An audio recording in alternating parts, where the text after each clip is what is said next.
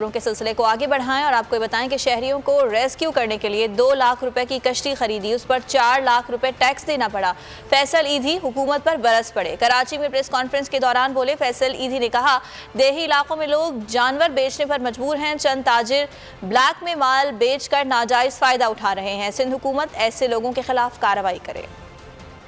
10% के करीब लोगों तक पहुंच सके। 90% लोग अभी भी मदद के मुंतजर हैं। हम जो कश्तियां देख रहे हैं ना, हमारी ये किश्ती की कीमत 2 लाख रुपया है। इस पे हमने 4 लाख रुपया टैक्स दिया है वफाकी हुकूमत को।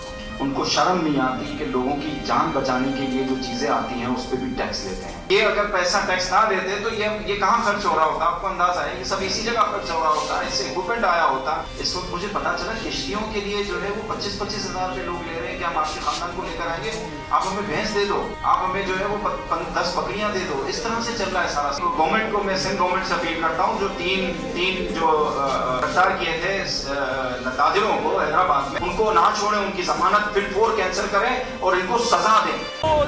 एक बार फिर नंबर 1